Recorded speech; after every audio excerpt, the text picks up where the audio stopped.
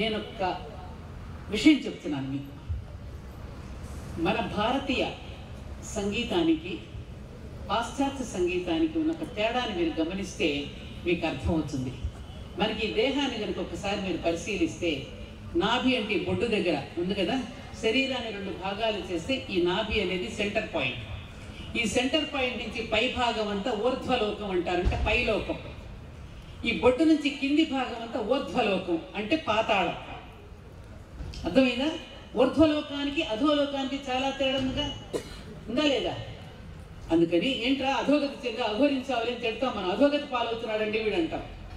ఇదే మీరు శ్రావ్యమైనటువంటి భారతీయ సాహిత్య నృత్యాన్ని కానీ సంగీతాన్ని కానీ వింటే ఈ ఊర్ధ్వలోకం ఉరుతలుగుతుంది కాదు, తల ఊడిస్తూ నాదస్వరం ముందు నాగుబాము తల ఉంచినట్టుగా ఊదినట్టుగా ఇలా ఇలా తలలాడిస్తూ ఉంటాం. అదే మీరు పాశ్చాత్య సంగీతాన్ని వింటే ఈ అధోలోకం అంతా ఊగుతూ ఉంటుంది. గమనించండి, గమనించారా? ఈ అధోలోకం ఊగుతుంది, ఈ ఊర్ధ్వలోకం ఊగదు. ఏమ్మా, ఆమె కరెక్ట్? రైటే కదా? గంతులు వేయండి, మీకు కాదంట్లా. మీ ఉత్సాహాన్ని నీరుగార్చడానికి నేను అంటలా. ఈ తేడాని కూడా గమనించండి అని చెబుతున్నా నేను.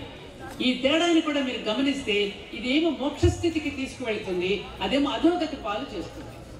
అందుకని మన పాశ్చాత్య సంగీతాన్ని మీరు ప్రేమించినా కూడా ఈ మనదైనటువంటి భారతీయ నృత్యాన్ని సంగీతాన్ని కళలను కూడా మీరు నేర్చుకోండర్రా అని చెబుతున్నాను.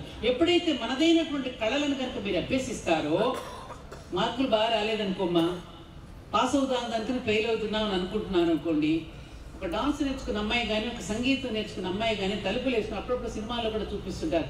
లోపలికి వెళ్ళి హార్మోనియం వాయించుకుని పాట పాడుతుంది, మృదంగం వాయించుకుంటాడు, డాన్స్ చేస్తున్న అమ్మాయి డాన్స్ చేస్తుంది, సంతోషం వస్తే బాధ వేస్తే. ఎప్పుడైనా సరే మీరు ఒక విలాస విద్యలు అంటారంటే హాబీస్. ఈ చదువుతో పాటు మీరు సంగీతం పట్ల, సాహిత్యం పట్ల, కళల పట్ల కూడా అభిరుచిని పెంచుకోండి అని చెబుతున్నా. వాటిని కూడా మీరు అభ్యసించండి అని చెబుతున్నా. వాటిని అభ్యసించడం వల్ల మీకు డిప్రెషన్ రాదు. ఇప్పుడు అవి అభ్యసించకపోవడం వల్ల తొందరగా ఇప్పుడు పిల్లలు చాలా మంది డిప్రెషన్కు లోనవుతున్నారు. సైకియాట్రిస్టులకి, సైకాలజిస్టులకి గిరాకీ పెరిగిపోతుంది. మన దేశంలో సైకాట్రిస్టులు లేరు. అమ్మమ్మలు, నాన్నమ్మలు, తాతయ్యలు, బాబాయిలు, పెదనాన్నలే సైకాలజిస్టులు మనకి. భగవద్గీత శ్రీకృష్ణుడు మించిన సైకాలజిస్ట్ ఎవరైనా ఉన్నారమ్మా?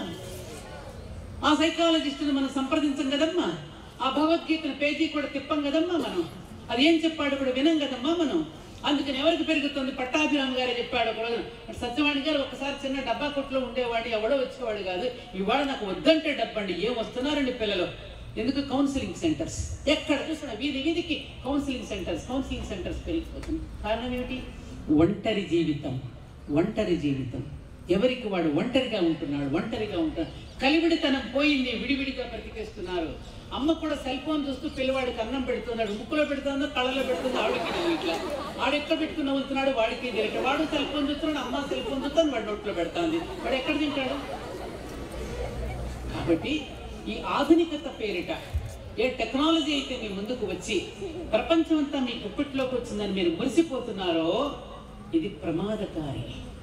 దీనిని వినియోగించడం ఎట్లా? నేను విద్యత కనుక మనకి కోల్పోయినప్పుడు, ఆ వివేకాన్ని మనం పోగొట్టుకున్నప్పుడు మనం పతనావస్థకు దారితీస్తుందమ్మా. దాన్ని ఎప్పుడు ఎందుకు వినియోగించుకోవాలో అందుకే వినియోగించుకో. అభివృద్ధి చెందుతుంది దాన్ని సూర్యుడికి అడ్డుపెట్టి ఎలా అయితే సూర్యుడిని మనం ఆపలేమో, ఇవాళ పెరుగుతున్న టెక్నాలజీని కూడా అడ్డుపెట్టి ఎవరు ఆపలేని పరిస్థితి. రేపు భవిష్యత్తులో తొందరలో జరగబోయేది ఎవరికి వాడు సెల్ ఫోన్ని, ఎవరికి వారి ఇంట్లో ఉన్న టీవీని తీసుకెళ్ళి ఈ ఒంగోలు సమీపంలో బీచ్కి తీసుకువెళ్ళి అందులో పారేస్తే తప్ప మనకి విముక్తి లేదు. వస్తుంది, ఆ రోజు వస్తుంది. మళ్ళీ అమ్మమ్మతో మాట్లాడదాం, మన బాబాయ్ ఇంటికి పిలుద్దాం, మన పెద్దమ్మని ఇంటికి తీసుకొద్దాం, మన కజిన్స్ ఎక్కడున్నారో, మానమా కొడుకులు ఎక్కడున్నారో, మేనత్త పిల్లలు ఎక్కడున్నారో అందరం కలుద్దాం అనే భావన ఇప్పుడు వస్తుంది. ఇంకా ముందు కూడా వస్తుంది. విసిగిపోతారు. ఎందుకంటే సోషల్ మీడియాలో కానీ న్యూస్ పేపర్స్లో కానీ వచ్చే వార్తలు ఏది వాస్తవమో ఏది అవాస్తవమో కూడా తెలియనటువంటి పరిస్థితులు ఉన్నాయా లేదా? మిమ్మల్ని గందరగోళంలో పెడుతున్నారా లేదా? ఏది అబద్ధం ఏది నిజం? ఇతరుల మీద ఆరోపణలు చేసి, ఇతరుల మీద దోషభాషలు చేసి, ఒకళ్ళు వ్యక్తిగతంగా తిట్టి, వ్యక్తిగతంగా ఆరోపణలు చేసి, క్యారెక్టర్ అసాసినేషన్స్ చేసి వాళ్ళ పైకొద్దాం అనుకునేటువంటి పరిస్థితులు వాళ్ళ పెద్దవాళ్ళు కల్పిస్తున్నారు. తప్పు మీది కాదు చిరంజీవులారా, తప్పు మాది. మేము చేస్తున్న తప్పులు పిల్లలు బలైపోతున్నారు. పెద్దలు మారాలి, పిల్లలు మారాలని నేను అనడం లేదు. పిల్లలకి మార్గదర్శనం చేసే పెద్దలలోనే మార్పు రావాలి, విద్యావేత్తల్లో మార్పు రావాలి, సిలబస్లో మార్పు రావాలి, ప్రణాళికలో మార్పు రావాలి. ఆ మార్పు వచ్చినప్పుడే ఈ దేశం మళ్ళీ తిరిగి బతికి బట్ట కట్టగలుగుతుంది. ఈ దేశంలో గొప్ప గొప్ప నాయకులు తయారు కాగలుగుతారు.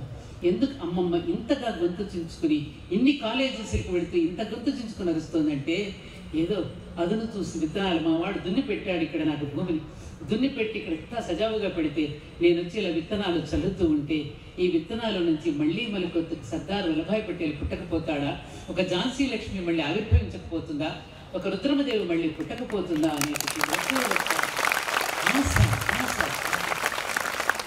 ఆశ, నమ్మకం ఉంది. తప్పకుండా వస్తారు.